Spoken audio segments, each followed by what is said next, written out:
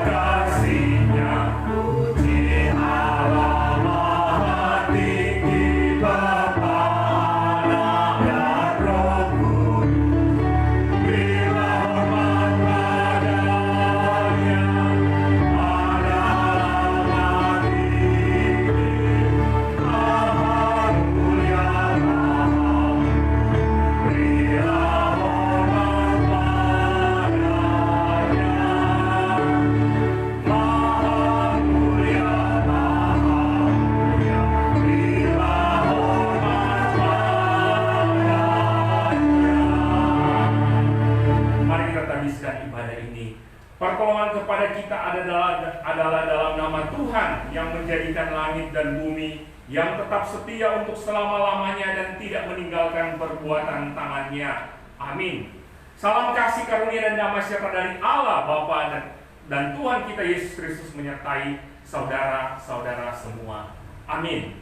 Mari kita senantiasa tetap memuji dan meninggikan Dia, memuliakan Allah kita, karena Dia besar dan perkasa di dalam dunia ini, dalam kehidupan kita hari lepas hari. Kita katakan besar dan perkasa Allah kita.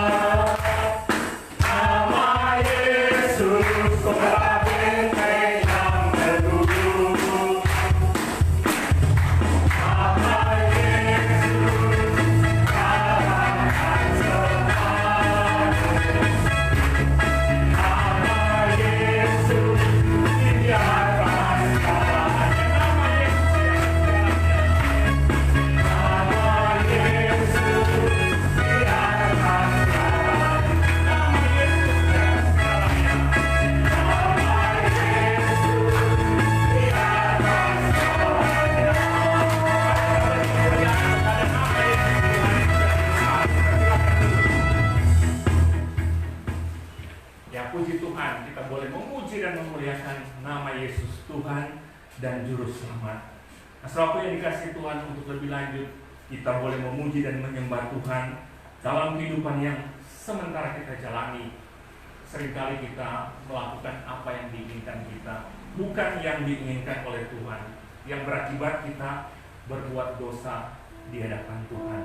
Untuk itu mari kita datang kepada Dia, mengaku setiap dosa dan pelanggaran kita, karena firman Tuhan tertulis dalam Yesaya 43 ayat 25-26 demikian. Akulah Dia yang menghapus dosa pemberontakanmu oleh karena Aku sendiri, dan Aku tidak mengingat-ingat dosamu. Ingatkanlah Aku, marilah kita berperkara, kemukakanlah segala sesuatu supaya Engkau nyata benar. Mari saat ini kita akan datang kepada Tuhan, memohon pengampunan Tuhan, karena besar setia Tuhan yang senantiasa terbuka bagi kita semua yang mau datang di hadapannya. Sebelum kita berdoa kepada Tuhan, kita katakan, besar setiamu Allah Bapakku, besar kasih-Mu yang melimpah di dalam kehidupan kita umat-Nya.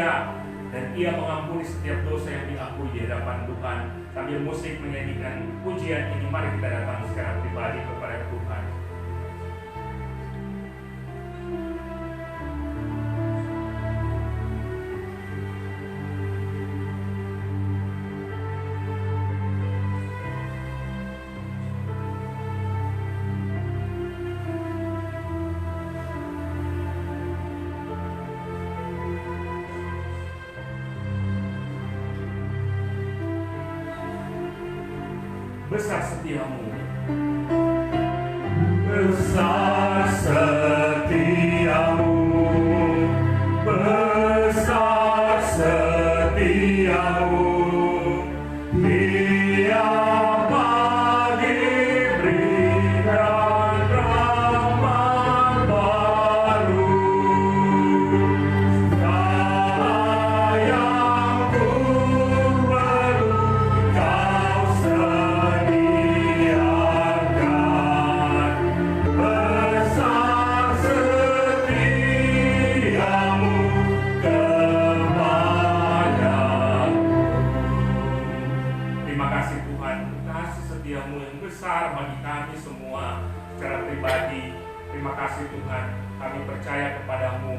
Setiap dosa yang kami akui di hadapan-Mu, Engkau mengampuni kami.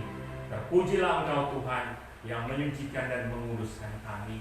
Dalam nama Tuhan Yesus kami berdoa. Amin. Saudara yang dikasih Tuhan, dengarkanlah berita anugerah Allah. Mazmur 103 ayat 8 sampai 13 tertulis demikian. Tuhan adalah penyayang dan pengasih, panjang sabar dan berlimpah kasih setia. Tidak selalu Ia menuntut dan tidak untuk selama-lamanya Ia mendendam. Tidak dilakukannya kepada kita setimpal dengan dosa kita, dan tidak dibalasnya kepada kita setimpal dengan kesalahan kita. Tetapi setinggi langit di atas bumi, demikian besarnya kasih setianya atas orang-orang yang takut akan Dia.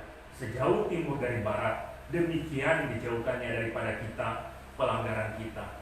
Seperti Bapa sayang kepada anak-anaknya, demikian Tuhan sayang kepada orang-orang yang takut akan Dia. Mari kita katakan, Yesus Kau kebenaran.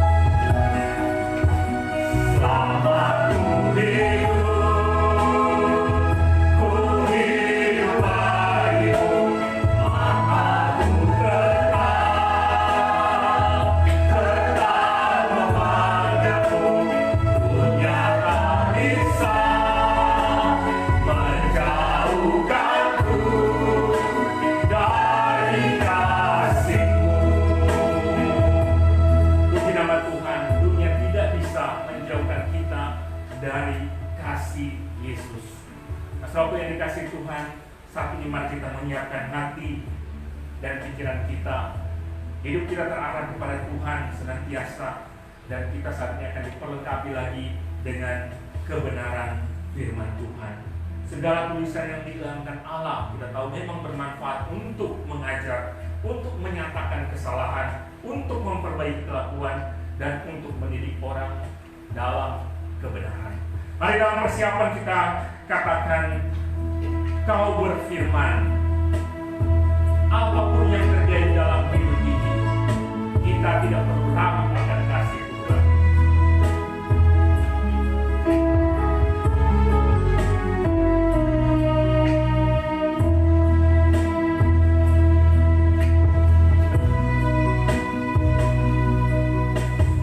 Apapun yang terjadi dalam hidupku ini, tak pernah ku ragukan kasih-Mu Tuhan. Lewat gunung yang tinggi, dalam lembah yang curam, tak pernah ku ragukan janji-Mu Tuhan. Kau berfirman dan sembuhkan, Kau bersabda dan selamatkanku, tiada yang mustahil bagimu. Yesus, ku percaya padamu. Kembali kita katakan, apapun yang terjadi dalam hidup ini, kita tidak ragu akan kasih Tuhan. Apapun yang terjadi dalam hidupku ini, tak pernah ku ragukan kasih-Mu Tuhan. Lewat gunung yang tinggi, dalam lembah yang curam, tak pernah ku ragukan janji-Mu Tuhan. Kau berfirman dan sembuhkanku, Kau bersabda dan selamatkanku, tiada yang mustahil bagimu. Yesus, ku percaya padamu. Tiada yang mustahil bagimu.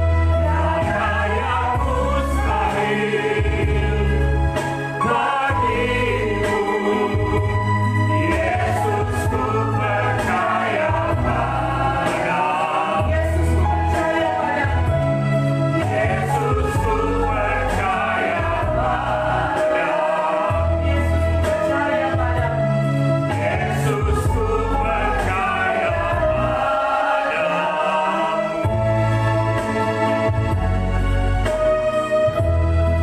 Mari kita berdoa. Ya Tuhan, tiada yang mustahil bagimu. Ketika Kau berfirman, Tuhan, apapun bisa terjadi dalam kehidupan kami, atas dunia ini, Tuhan.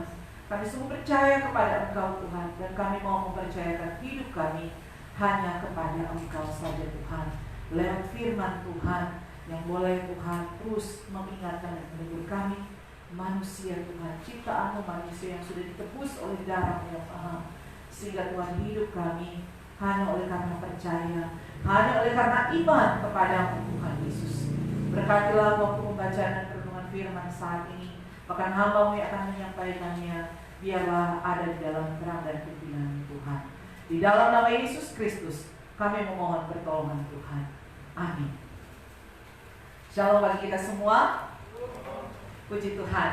Kita bersyukur untuk kasih dan anugerah Tuhan selalu baru setiap hari di dalam kehidupan kita. Amin.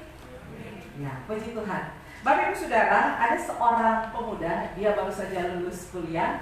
Dengan semangat yang menggebu-gebu, dia akan memulai kehidupannya, pencarian pekerjaan demi masa depannya. Dan dari sisa tabungan selama dia kuliah, dia membeli satu mobil yang boleh dikata cukup tua, ya. Dan waktu dia membeli, dia begitu bersemangat untuk mencobanya. Tetapi ketika digunakan di beberapa waktu, dia mendapati bahwa mobilnya itu ternyata banyak sekali kerusakannya. Tiap kali dia mau start pasti bunyi krak krak krak krak, bum bum, dan keluar asap hitam. Dia sungguh kecewa. Dan pada akhirnya seperti layaknya ya orang kalau mobilnya mungkin mengalami gangguan, bawalah ke bengkel. Tapi waktu dia membawa ke bengkel, apa yang dipesankan kepada orang di bengkel itu? Ternyata dia membawa ke bengkel dan dia mengatakan, tolong cat mobil ini berwarna merah, ganti velgnya, buat bodinya sangat bagus dan sangat indah. Ya, pokoknya semua diganti. Yang bodi luarnya bikin sesuai dengan selera saya sebagai anak muda, ya. Dan ya pemilik bengkel hanya mengikuti, orang-orang kerja di sana hanya mengikuti perintah sang pemilik. Dan pada akhirnya beberapa waktu kemudian mobil itu selesai. Ya, jadilah waktu dia pergi, dia lihat dan berdecak kagum. Tidak sia-sia saya membeli mobil ini. Walaupun mobil ini sudah tua, tetapi dia bisa diubah ya seperti mobil kekinian saat ini. Ya kalau boleh dikata gaya anak-anak muda. Dan dia begitu bersemangat setelah membayar, dia mulai lagi start kendaraannya untuk dibawa pulang. Tetapi apa yang terjadi waktu dia berstart? Ya kita tahu pasti bunyinya masih krek boom dan asap tebal hitam mengepul dari kendaraan itu. Dia begitu marah, dia turun dan dia membanting pintu mobil, menendang-nendang mobil tersebut. Kenapa itu sudah diganti tetapi hasilnya sama saja? Dia memarahi sang pemilik bengkel. Tetapi apa yang dikatakan oleh pemilik bengkel? Saya hanya mengerjakan apa yang Anda perintahkan. Saya mengganti semua yang Anda perintahkan. Tapi bagian utama itu tidak kau ganti, tidak kau ubah. Itu bagian yang sangat penting harusnya kau ganti. Bukan masalah bodi, tetapi yang paling penting adalah mesinnya harus diganti sehingga mobil ini bisa berfungsi dengan baik, dengan benar. Bapak Ibu Saudara, bukankah kita mungkin berpikir bodoh sekali pemuda ini? Harusnya kan yang dipikirkannya adalah mengganti mesinnya. Kenapa dia harus mengganti bodinya lebih dulu? Ya kita bersyukur ya, ada mobil gereja sedang dalam perbaikan. Bodinya memang mungkin masih biasa-biasa saja, tetapi mulai proses untuk perubahan mesinnya. Dan karena pemilik bengkel itu harusnya kau mengganti bagian yang paling penting, mesinnya harus diubah sehingga ini bisa berfungsi dengan baik. Tapi dia marah-marah. Harusnya kan kalau ini sudah terlihat baik, pasti akan baik adanya. Bapak Ibu Saudara, kita mungkin berpikiran betapa orang ini begitu bodoh. Tetapi ternyata di dalam kehidupan kita, di dalam kekristenan, kita banyak menemui orang-orang Kristen seperti pemuda ini. Kenapa? Karena seharusnya jadi orang Kristen itu yang mengaku percaya kepada Tuhan Yesus Kristus ada implikasi yang sungguh berdampak bagi kehidupan, ada perubahan. Tetapi ternyata yang kita temui berbanding terbalik. Kita masih menemui orang-orang yang menyebut kehidupan orang Kristen, tetapi di dalam kehidupan nyata tidak menunjukkan hal tersebut. Masih banyak orang yang menyebut sebagai orang Kristen, orang sungguh-sungguh percaya melayani Tuhan dengan sungguh-sungguh, tapi tidak mencerminkan dia adalah pengikut Kristus. Kehidupannya masih penuh dengan kebohongan, masih korup, memanipulasi dan penuh dengan kemunafikan. Bukankah kita hanya mengganti casing? Orang-orang Kristen yang demikian hanya mengganti casing, kelihatan bagus, pelayanan sungguh-sungguh, tetapi inti yang ada di dalam tidak menampakkan citra Kristus yang sungguh-sungguh berubah dari manusia yang lama kepada manusia yang baru. Nah Bapak Ibu Saudara, mari kita lihat bagian firman Tuhan yang mau mengingatkan kita semua bagaimana kehidupan Kristen yang sesungguhnya. Di dalam kitab Roma 12 ayat 1 hingga ayat yang kedua. Roma 12 ayat 1 hingga ayat yang kedua. Saya akan membaca ayat yang pertama, Bapak Ibu Saudara membaca ayat yang kedua. Karena itu saudara-saudara, demi kemurahan Allah aku menasihatkan kamu, supaya kamu mempersembahkan tubuhmu sebagai persembahan yang hidup, yang kudus dan yang berkenan kepada Allah. Itu adalah ibadahmu yang sejati. Janganlah kamu menjadi serupa dengan dunia ini, tapi berubahlah oleh pembaharuan budimu, sehingga kamu dapat membedakan manakah kehendak Allah, apa yang baik, yang berkenan kepada Allah dan yang sempurna. Ya, demikian. Paulus berkata, atau Paulus mengingatkan kepada jemaat di Roma, bahkan bagi kita semua secara khusus dalam ayat yang kedua, artinya harus ada perubahan hidup kita sebagai orang percaya bukanlah hidup seperti dunia ini, tetapi ada perubahan yang sungguh-sungguh nyata. Kalau di dalam bahasa Inggris ya, bagian ini ada yang sangat menarik ya. Ada dua kata yang sangat-sangat berbeda. Ada kata conform dan transform ya di sini. Yang menggambarkan apa? Kata conform ini bukan menjadi satu kata yang menghubungkan dengan dunia. Artinya orang-orang yang menjadi seperti dunia ini, hidupnya seperti dunia ini. Kemudian kata transform itu kata-kata yang berhubungan bagaimana menjadi seperti Tuhan, bagaimana menjadi seperti kehendak Tuhan. Nah, tema kita adalah berbicara mengenai transformasi atau perubahan. Ini adalah dua hal yang sangat-sangat berbeda. Artinya ada dua macam orang Kristen. Orang yang pertama adalah orang yang sudah dikonfirmasi, baik secara cara, bentuk maupun kebiasaan hidupnya yang masih sama dengan corak dunia. Kemudian orang Kristen yang kedua adalah orang Kristen yang terus-menerus mengalami transformasi atau terus-menerus mengalami perubahan. Makin hari, makin mirip, makin hari, makin dekat dengan apa yang namanya memancarkan kemuliaan Kristus. Berbanding terbalik, yang satu makin hari kebiasaan hidupnya, cara hidupnya semakin menunjukkan corak kehidupan dunia walaupun disebut sebagai orang Kristen. Tetapi orang Kristen yang lain yang dikatakan transform atau ditransformasi, makin hari hidupnya semakin waktu semakin mendekati pancaran kemuliaan Kristus. Artinya hidup kita bukan lagi dikonfirmasi dengan corak hidup dunia, tetapi ditransformasi di dalam pimpinan Tuhan dan kehendak Tuhan. Sehingga kita akan memfokuskan firman Tuhan atau pesan firman Tuhan di saat ini adalah berbicara mengenai transformasi atau perubahan rupa, bentuk, sifat, fungsi dan sebagainya. Nah, mengapa Paulus berbicara demikian kepada jemaat di Roma? Nah, karena jemaat di Roma ini kebanyakan adalah orang-orang perantau. Ya, mereka adalah orang-orang perantau dan mereka sebagian besar ada di dalam komunitas yang sangat-sangat beragam. Nah, kondisi ini membuat jemaat di Roma menyaksikan, mengalami, dan mereka ada di sekitar orang-orang yang apa? Hidupnya begitu banyak bersentuhan dengan budaya kafir saat itu. Penyembahan berhala, penyembahan kepada patung-patung, dewa-dewa, bahkan penyembahan kepada kaisar. Dan ini yang mereka lihat setiap waktu, setiap saat, yang mereka saksikan. Sehingga Paulus mengingatkan kepada jemaat yang ada di Roma bahwa meskipun mereka diutus oleh Tuhan ada di tengah-tengah dunia ini, di tengah-tengah jemaat yang atau di tengah-tengah orang Roma yang tidak percaya Tuhan, orang kafir, orang penyembah berhala dan lain sebagainya hidupnya, tetapi mereka tidak boleh menjadi serupa dengan orang-orang yang ada di sana. Bagi kita pun tidak boleh menjadi serupa dengan orang-orang di sekitar. Ketika kita Tuhan percayakan ada di tengah lingkungan kehidupan kita, mungkin di sebelah kiri kanan kita menyaksikan, kenapa hidupnya seperti itu? Kenapa hidupnya seperti ini?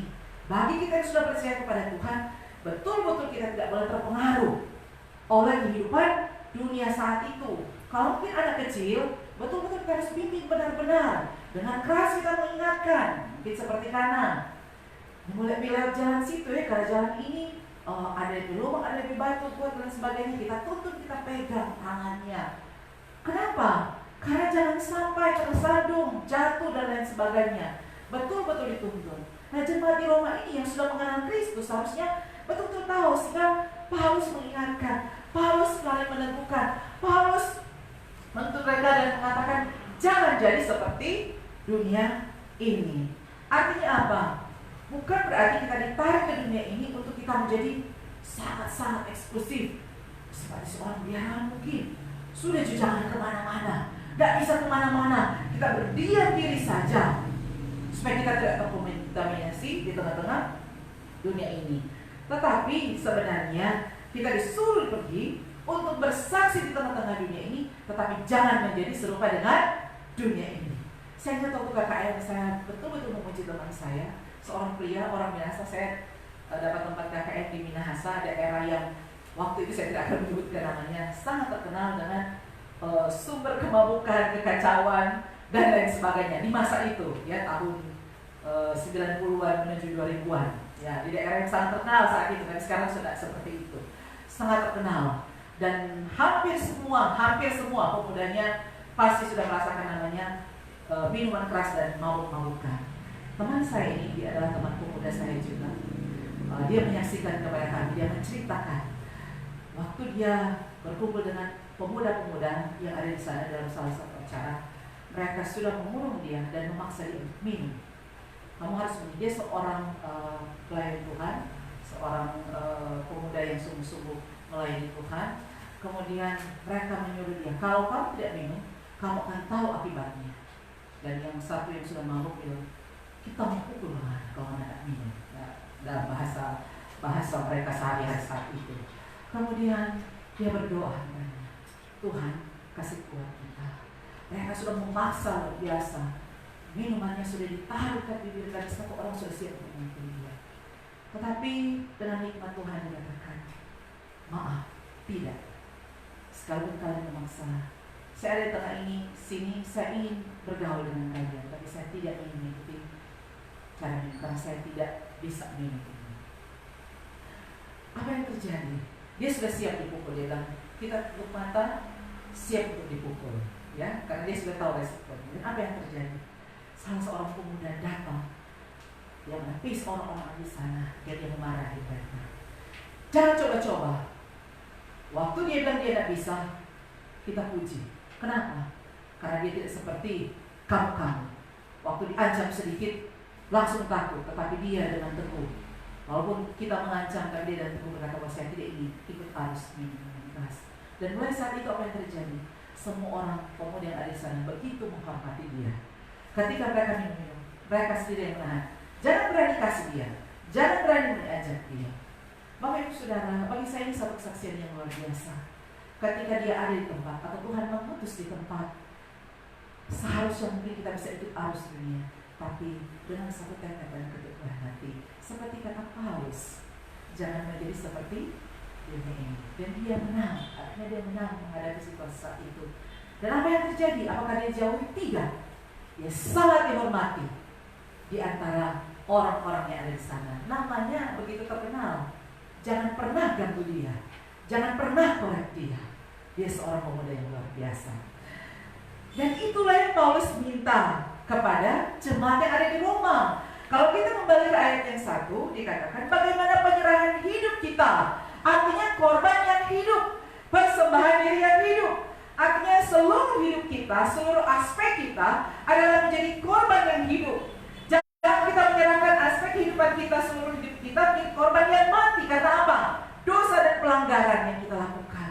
Tapi Tuhan mau persembahkan tubuhmu sebagai persembahan yang hidup, yang kudus dan berkenan kepada Tuhan. Artinya tidak terkontaminasi dengan cara-cara hidup dunia ini. Artinya ini bukan cuma berbicara masalah mau jangan berjudi, berdusta, anak muda kelabing dan lain sebagainya. Tapi yang dimaksud dengan dunia ini adalah jalan hidup dunia yang sudah sungguh-sungguh jahat. Pandangan dunia yang sangat-sangat jahat. Artinya tidak ada keinginan untuk taat kepada Tuhan. Tidak ada keinginan untuk taat kepada Tuhan. Sehingga Paulus bukan hanya menunjuk perbuatan-perbuatan duniawi sebenarnya, tetapi pola pikir, pandangan. Kita bukan hanya diberitakan jangan berbuat jahat, tapi juga jangan punya pola pikir seperti dunia ini. Jangan punya pikiran-pikiran yang sama dengan dunia ini. Cara berpikir seperti kepercayaan yang dihidupi oleh orang-orang pada masa itu. Artinya bukan hanya tindakan, tetapi di dalam pikiran pun jangan sampai kita punya pikiran-pikiran seperti dunia ini. Seperti juga yang dialami oleh orang-orang yang ada di Roma, di sekitar orang-orang jemaat yang ada di Roma saat itu. Ketika mereka melihat, oh bagi mereka itu hal yang biasa.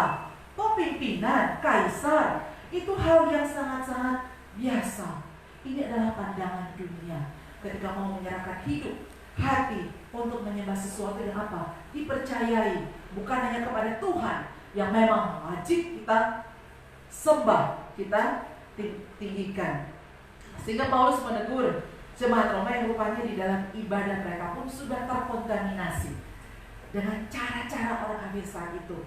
Adanya penyembahan berhala. Jemaat sudah dirusak dengan kemunafikan. diri mereka, keberadaan mereka ada di dalam penyembahan, artinya dalam ibadah seperti saat ini. Tapi hati mereka tidak terpaut kepada Tuhan. Dan Paulus mengatakan ini bukan hal yang benar. Ini adalah kemunafikan di hadapan Tuhan. Ini cara pandang dunia. Dan Paulus bilang bukan seperti itu. Jangan seperti cara-cara dunia. Sehingga Paulus mendorong kepada jemaat saat itu, bahkan kita semua, supaya berubah. Ada transformasi dari orang yang dulu hidupnya yang lama diubahkan kepada kehidupan yang baru, yang tidak punya pikiran dengan cara-cara dunia, tetapi dengan cara-cara Tuhan. Nah, kata berubah di dalam ayat 2 ini, di dalam bahasa aslinya menggunakan kata metamorphose. Nah, kita pasti familiar ya dengan kata ini. Metamorphose itu berhubungan dengan apa biasanya? Ya, kupu-kupu. Kita sudah belajar itu. Ya, dari ular yang menjijikkan, ya, kita jijik melihatnya. Ada yang sampai melihat sampai badannya, gitu kan, kalau lihat ular. Tetapi proses metamorfosa yang terjadi luar biasa. Nah, penggambaran bagaimana perubahan dari ular yang menjijikkan itu menjadi sesuatu yang sangat-sangat indah. Dan ketika kita melihat itu, kita tersenyum.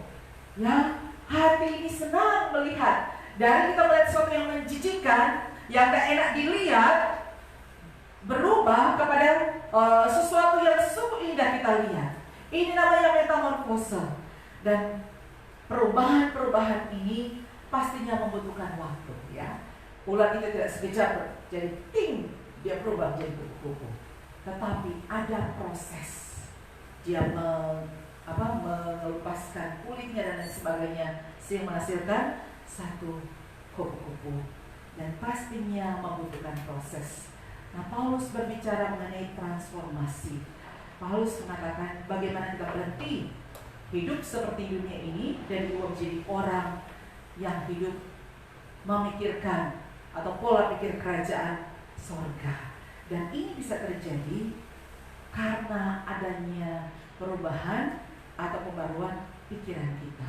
Dikatakan budi. Di dalam beberapa terjemahan dikatakan pikiran-pikiran kita. Artinya transformasi datang dari pembaruan pikiran kita melalui kilas balik kebenaran daripada Tuhan.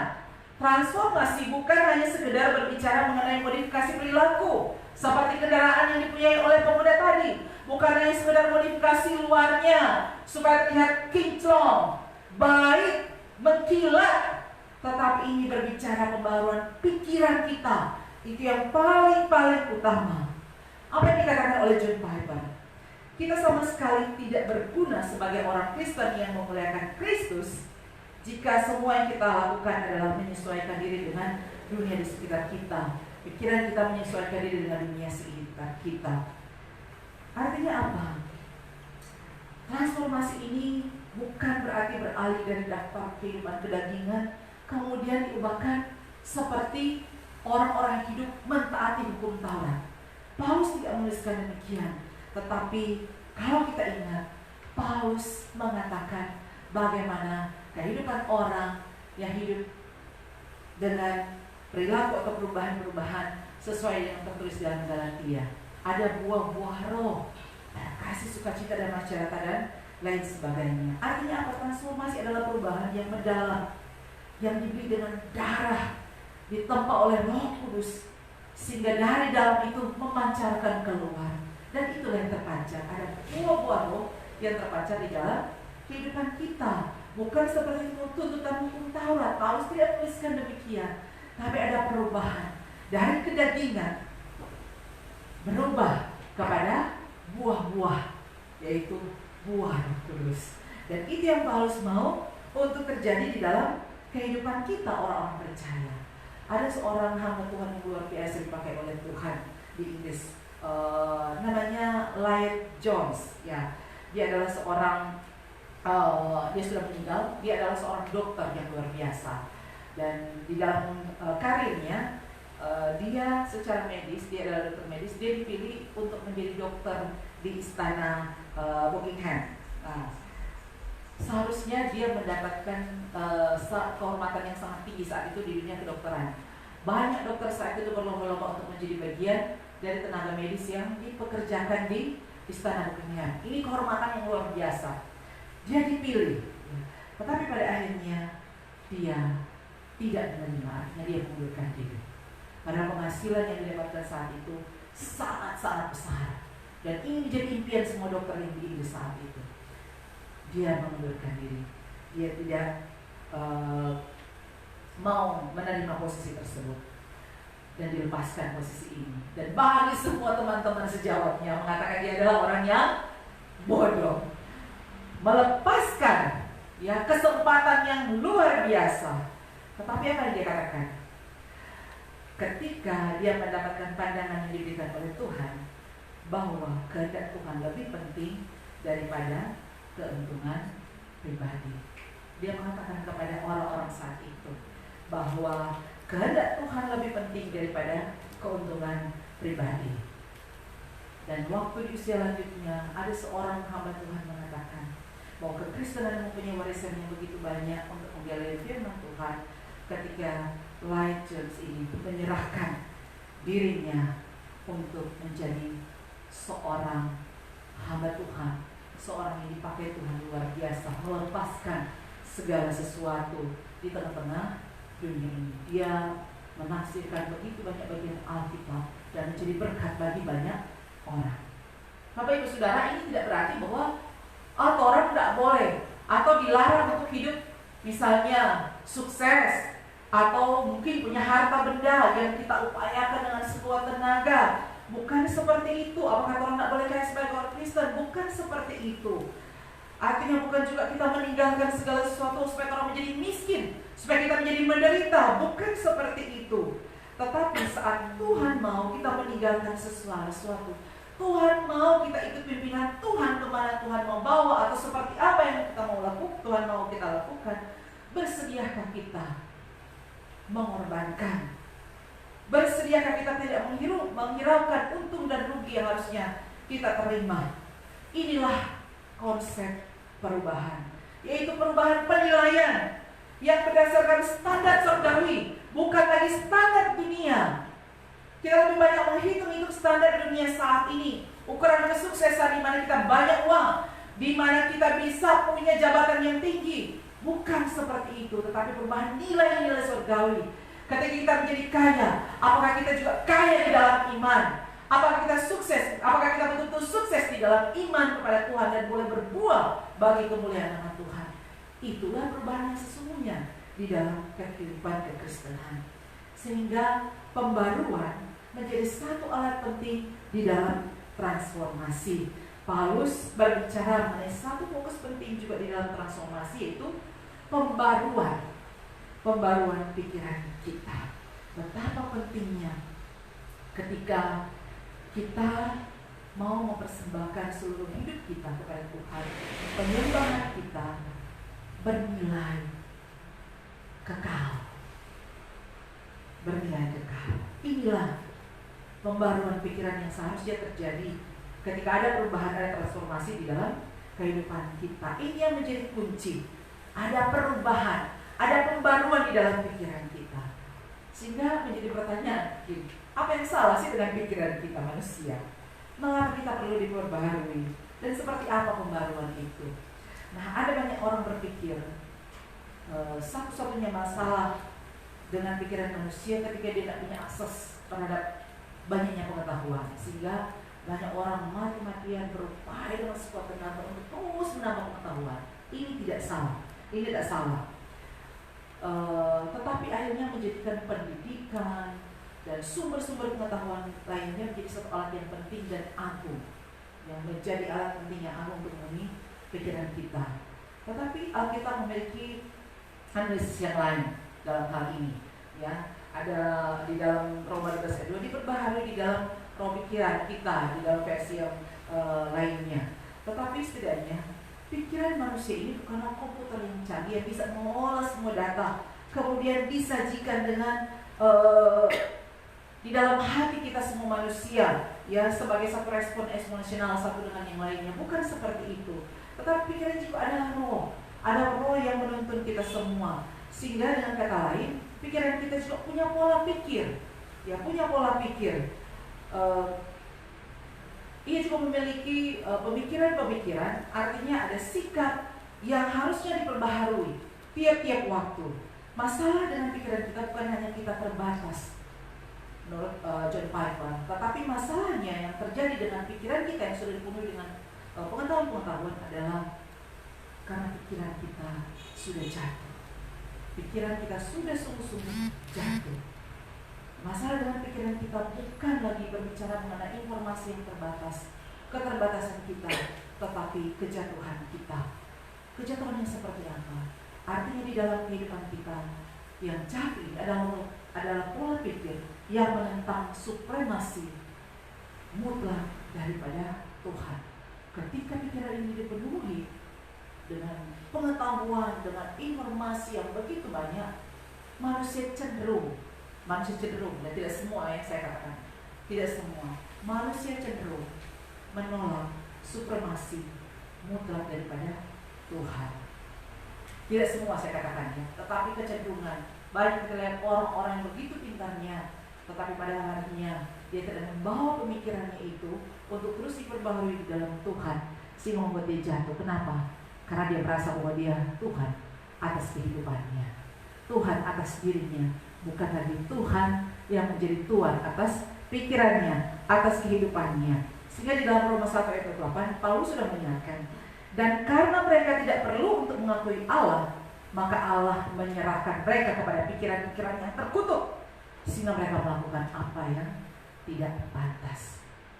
Yang paling sederhana yang saya belajar dari masih sekolah dulu, yang pertama-tama teori apa? Darwin, ya kan? Kenapa?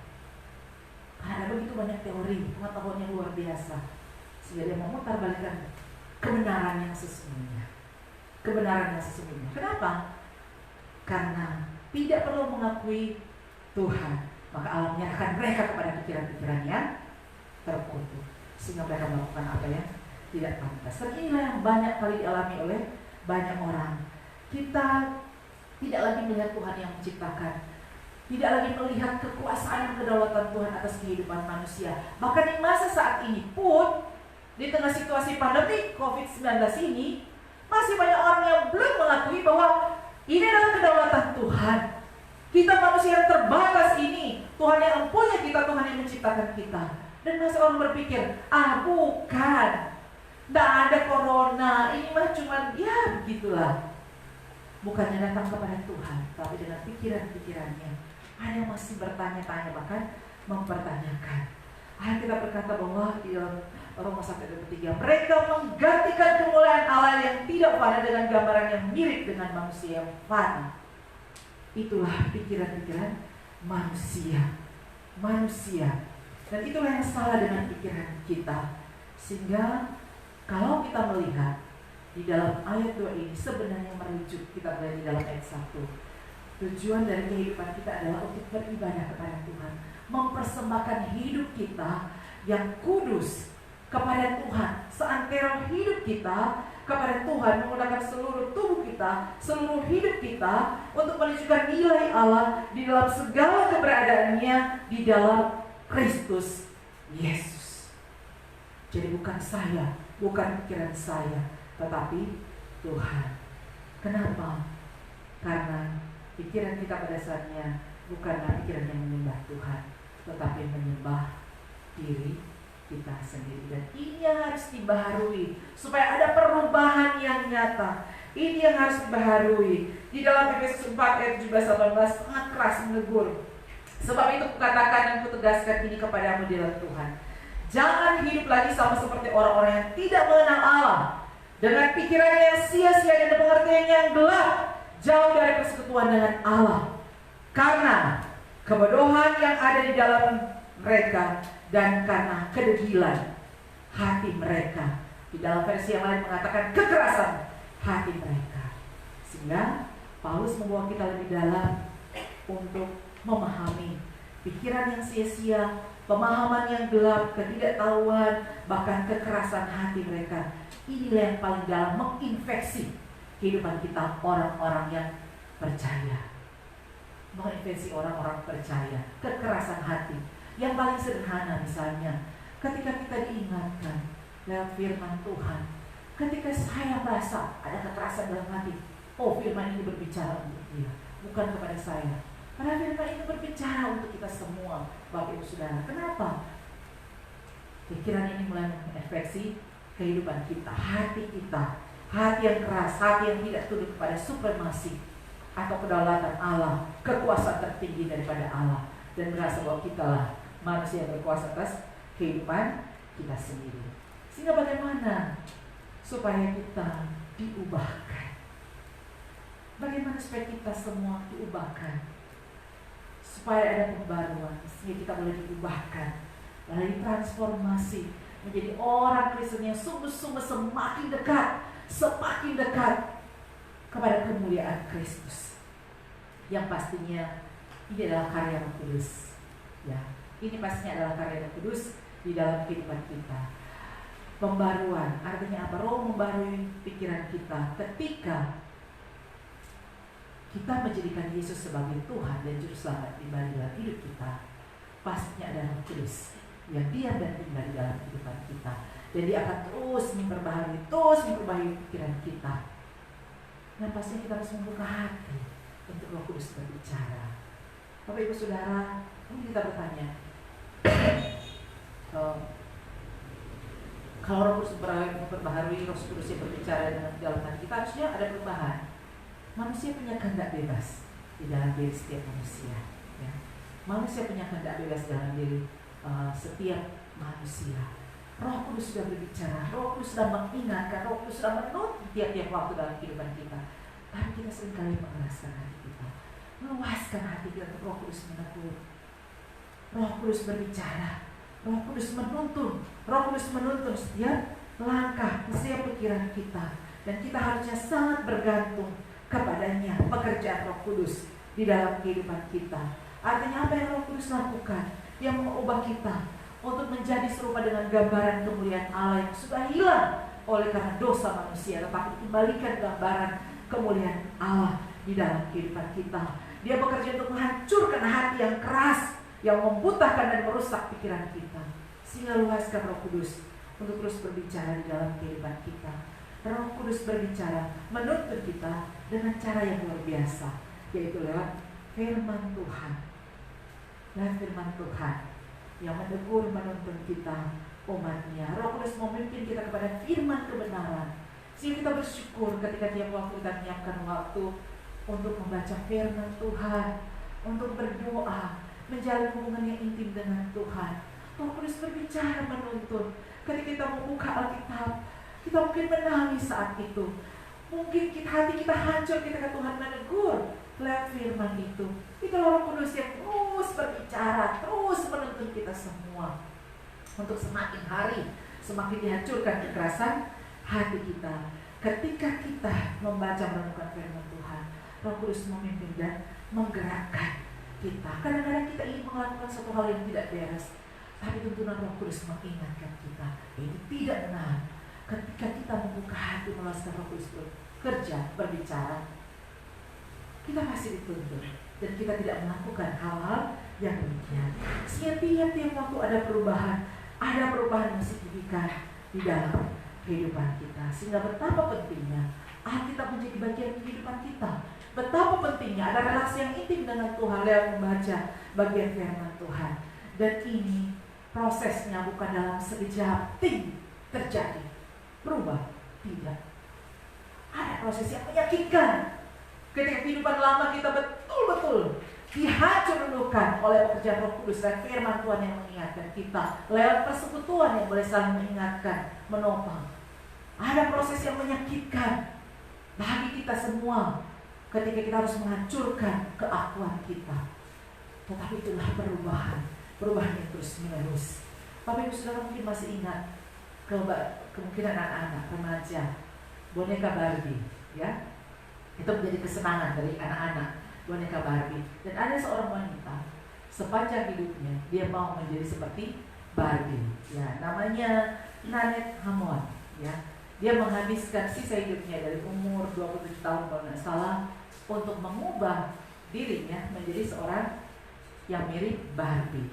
Dia melakukan beberapa kali operasi yang menyakitkan untuk mengubah hidungnya, wajahnya, tubuhnya menjadi seperti Barbie. Sekarang dia sudah berumur 47 tahun.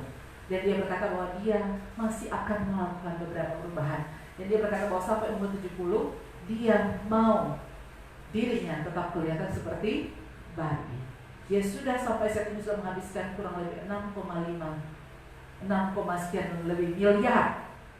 Untuk apa? Operasi. Supaya seperti apa? Seperti Barbie. Dan dia mengatakan setiap sen yang dikeluarkan itu bernilai untuk menjadi seperti ini. Dia bilang, saya senang dan saya merasa aman. Saya ingin tampil agung di depan orang dan mereka berkatakan, wow, inilah Barbie. Dan bagi dia, keluarganya, suaminya katanya bisa menerima, anak-anaknya ada 5 orang bisa menerima dan senang melihat ibunya. Dia memberikan pengorbanan yang banyak, tubuh, kesakitan dan sebagainya untuk menjadi serupa seperti seorang yang dipujanya. Bapak Ibu Saudara, adakah di antara kita orang Kristen mampu berkorban seperti ini? Artinya bukan berkorban menjadi seperti Barbie ya, jangan ya. Bukan seperti itu. Bukan berkorban menjadi seperti idolanya, orang yang betul-betul menjadi patternnya. Tetapi mampukah kita berkorban kehidupan kita untuk menjadi seperti Kristus, berubah menjadi seperti Kristus, manusia yang tidak mengenal Allah. Mereka berkorban mati-matian untuk menjadi seperti idolanya. Tapi mampukah kita untuk berubah menjadi seperti Kristus, diubahkan menjadi seperti Kristus? Bukan kita mau rupa wajah kita diubah, dioperasi untuk menjadi seperti Kristus, bukan. Tapi hati kita yang dioperasi, benar-benar pikiran kita yang dioperasi diubah benar-benar untuk menjadi seperti Kristus. Dan ini proses yang tidak mudah, mungkin menyakitkan bagi kita. Kita harus berkorban waktu, berkorban tenaga untuk mau hidup serupa dengan kehendak Tuhan, sehingga kita boleh mempersembahkan hidup yang kudus dan berkenan kepada Tuhan. Manusia tidak mengenal Allah mau berkorban untuk menjadi seperti idolanya. Bagaimana dengan kita, Bapak Ibu Saudara yang dikasihi oleh Tuhan Yesus Kristus? Maukah kita berkorban? Maukah kita diubahkan menjadi seperti Kristus? Dia bukan hanya sekedar idola, bukan. Tetapi dia adalah Tuhan yang menciptakan. Bahkan harga penebusan yang diberikan bagi kita supaya kita beroleh kehidupan yang kekal adalah lewat darah yang tercurah bagi kita semua. Sehingga sekali lagi, mari kita mengabaikan setiap kesulitan, penderitaan, beban berat yang harus kita tanggung demi nama Tuhan Yesus Kristus. Karena dia sudah memberikan hidup kita. Apa yang kita mau berikan kepada dia? Marilah kita dibaharui setiap pikiran kita dengan mau terus diubahkan dalam firman Tuhan. Luaskan Roh Kudus berbicara dan bekerja dalam hati kita, sehingga kita boleh menjadi serupa dengan dia dan boleh persembahkan hidup yang kudus dan berkenan kepada Tuhan. Tuhan memberkati firman-Nya. Mari kita berdoa. Tuhan, terima kasih untuk kebenaran ini. Tuhan, tolong kami supaya hati yang keras ini terus Tuhan dihancurkan dan diubahkan Tuhan untuk menjadi serupa seperti-Mu. Mampukan kami untuk mau berkorban, mampukan kami untuk boleh berjerih lelah Tuhan, untuk hidup serupa dengan kehendak Tuhan. Mampukan kami Tuhan untuk rela berkorban sebagaimana Engkau sudah mengorbankan hidup-Mu bagi kami manusia yang berdosa. Tuhan, teguhkanlah firman ini bagi kami semua. Di dalam nama Yesus Kristus kami berdoa. Amin.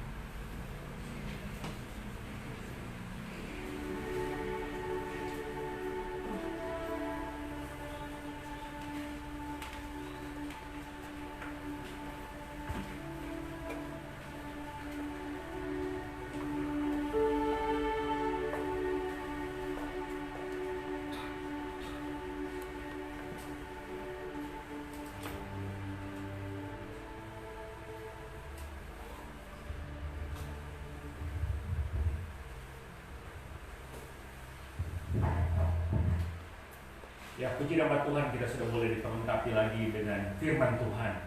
Dan mari saat ini kita mengaku iman kita kepada Tuhan. Sambil berdiri kita katakan pengakuan kita melalui pengakuan iman rasuli.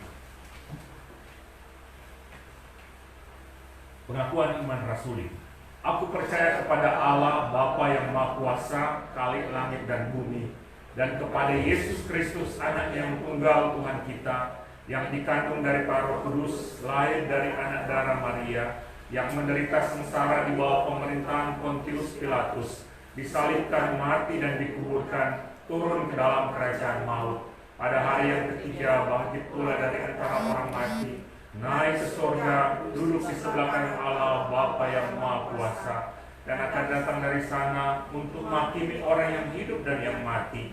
Aku percaya kepada Roh Kudus, Gereja yang kudus dan am, persekutuan orang kudus, pengampunan dosa, kebangkitan tubuh, dan hidup yang kekal. Amin. Jemaat dipersilakan duduk. Mari saat ini kita membawa persembahan syukur kita kepada Tuhan, tapi yang terlebih utama kita memberi hidup kita kepada Tuhan.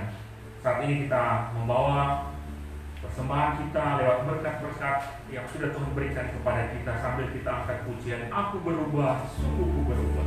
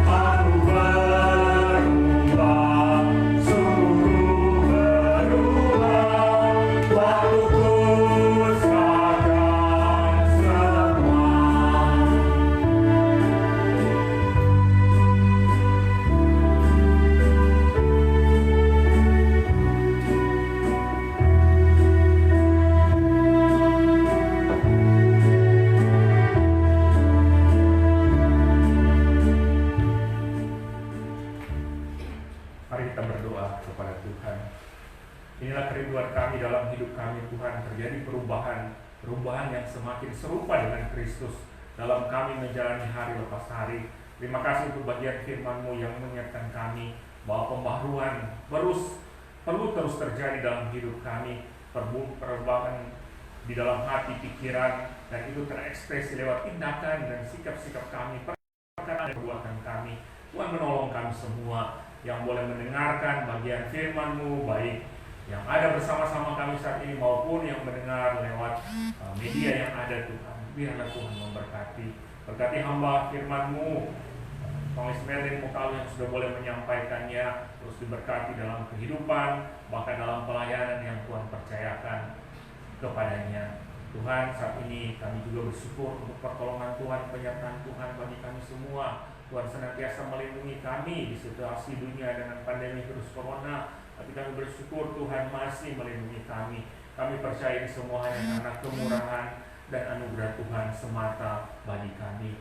Terima kasih sepanjang minggu lalu Tuhan menyertai di tengah aktivitas kehidupan rumah tangga, keluarga, pribadi lepas pribadi. Tuhan boleh memberkati dan menyertai kami. Dan kami percaya di minggu berjalan ini Tuhan juga akan menyertai dan memberikan kekuatan untuk kami menghadapi setiap pergumulan hidup, setiap tantangan hidup. Bahkan hari-hari hidup ini kami percaya ada dalam tangan dan anugerah-Mu Tuhan semata. Terima kasih Tuhan. Kami terus berdoa untuk bangsa dan negara ini, Indonesia, biarlah terus mengalami pemulihan. Mampukan pemimpin-pemimpin bangsa kami Tuhan menghadapi situasi karena pandemi virus corona yang berdampak kepada ekonomi. Biarlah Tuhan menolong Presiden Jokowi dan timnya Tuhan untuk diberikan hikmat bijaksana. Bahkan kami terus memohon perlindungan bagi beliau, dijauhkan dari rencana-rencana orang-orang jahat yang ingin menjatuhkan, bahkan yang ingin membuat pemerintahan ini ambruk Tuhan. Kami berdoa biarlah Tuhan menolong dan melawat. Terima kasih Tuhan, kami terus berdoa untuk vaksin yang sementara dipersiapkan. Biarlah Tuhan tolong di waktu yang tepat. Dunia ini bahkan kami hingga saat ini Tuhan ke depan kami boleh mengalami proteksi dan kami percaya itu juga sarana Tuhan. Tapi terlebih kami percaya kepadamu dikala Tuhan yang memproteksi kami. Karena Tuhan yang berkuasa atas alam semesta termasuk semua virus yang paling kecil sekalipun. Tuhan yang berdaulat atas mereka. Terima kasih Tuhan, Tuhan memberkati hingga pemerintah Sulawesi Utara Kota Bitung. Kami taruh ke dalam tangan-Mu. Biarlah Tuhan memberikan hikmat bijaksana dan Tuhan memberikan kemampuan bagi mereka. Bahkan dalam persiapan pilkada di Sulawesi Utara, di Kota Bitung ini Tuhan, biarlah boleh dipilih orang-orang yang tepat yang dikehendaki oleh-Mu Tuhan semata. Terima kasih Tuhan. Kami menyerahkan ke dalam tangan-Mu, berkati pelayanan di GKRI Agape Bitung. Hamba Tuhan, pengurus dan seluruh jemaat diberkati oleh Tuhan dalam mengerjakan setiap tanggung jawab yang Tuhan percayakan, menjangkau banyak jiwa bagi Kristus. Tuhan memberkati dan menyertai. Berkati setiap program pelayanan yang ada, kami taruh ke dalam tangan-Mu yang penuh kasih. Setelah ibadah ini Tuhan, kami akan beribadah di alam, menikmati karya ciptaan Tuhan. Biarlah Tuhan memberkati agar kami semua akan berangkat dijauhkan dari setiap kecelakaan, mara bahaya, hal buruk Tuhan. Bahkan selama di sana Tuhan menyertai kami, berikan cuaca yang baik dan sukacita di dalam Tuhan, kebersamaan untuk boleh terus kami membangun dalam satu persekutuan di jemaat GKRI Agape Bitung. Kami menyerahkan ke dalam tangan-Mu yang penuh kasih. Terima kasih Tuhan, kami menyerahkan setiap kehidupan dan aktivitas kami di sepanjang minggu ini. Biarlah Tuhan menyertai dan memberkati dalam kehidupan pribadi, rumah tangga, dalam jerih lelah usaha, diberkati oleh Tuhan. Dalam perjalanan-perjalanan kami diberikan dilindungi oleh Tuhan. Dan kami memohon kesehatan dan kekuatan dari Tuhan dalam kami melakukan semua yang Tuhan percayakan untuk kami jalani. Terima kasih Tuhan Yesus. Kami menyerahkan ke dalam tangan-Mu yang penuh kasih. Kami bersyukur ada banyak berkat yang terus menjadi bagian kami. Dan kami boleh memberikan persembahan syukur kepada-Mu. Biarlah Tuhan berkati itu boleh dikelola dengan baik bagi pelayanan untuk kemuliaan Tuhan melalui gereja-Mu ini. Terpujilah Engkau Tuhan. Kami percaya kepada-Mu. Tuhan melawat pribadi lepas pribadi saat ini yang boleh beribadah kepada-Mu. Di tengah-tengah pergumulan kehidupan, Tuhan yang memberikan jalan keluar.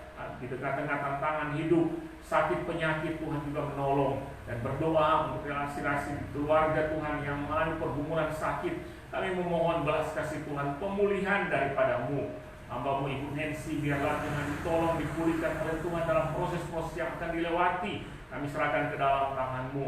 Mau Bapak Jamie, Tuhan tolong, Tuhan terus pulihkan di dalam kehidupannya, di sakit yang dialami, semakin dipulihkan oleh Tuhan. Bahkan setiap orang-orang tua kami, biarlah Tuhan menolong mereka di hari-hari tua mereka. Kami serahkan ke dalam tangan Tuhan. Keluarga-keluarga kami yang di luar daerah, biarlah juga mereka dalam penyertaan dan perlindungan Tuhan. Yang studi teologi kami serahkan dalam tangan-Mu. Anak-anak yang sementara studi walaupun lewat daring, Tuhan berkati agar mereka juga boleh belajar dengan sungguh. Terima kasih Tuhan, kami menyerahkan ke dalam tangan-Mu. Kami percaya kepada-Mu, Allah yang berkuasa, berotoritas, tapi juga Allah yang menyertai dan memberkati kami. Terima kasih Tuhan, kami bawa doa ini kepada-Mu hanya dalam nama Tuhan Yesus Kristus yang mengajar kami berdoa. Bapa kami, Bapa kami yang di surga, dikuduskanlah nama-Mu, datanglah kerajaan-Mu, datanglah dulu di surga. Karena kami pada hari ini makanan kami yang secukupnya, ampuni akan segala kesalahan kami, dan menolong orang bersalah kepada kami. Jangan bawa kami dalam pencobaan, tapi lepaskan kami dari jahat. Karena Engkau yang punya kerajaan dan kuasa dan kemuliaan sampai selama-lamanya. Amin. Saat ini kita akan mengakhiri ibadah kita, persekutuan kita sambil berdiri. Dan biarlah segala pujian, hormat, kemuliaan hanya bagi Tuhan Yesus Kristus, Juru Selamat kita. Doksologi bagi Bapa, Anak, dan Roh Kudus.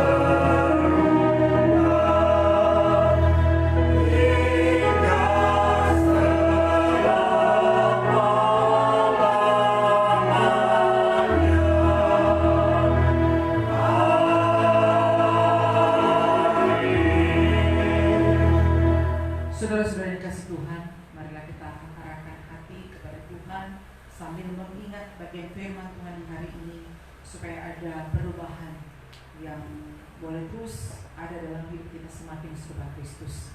Dan pergilah dengan selamat serta terimalah berkat Tuhan. Tuhan memberkati dan melindungi saudara-saudara. Tuhan menyinari dengan wajah-Nya dan memberi saudara-saudara kasih karunia.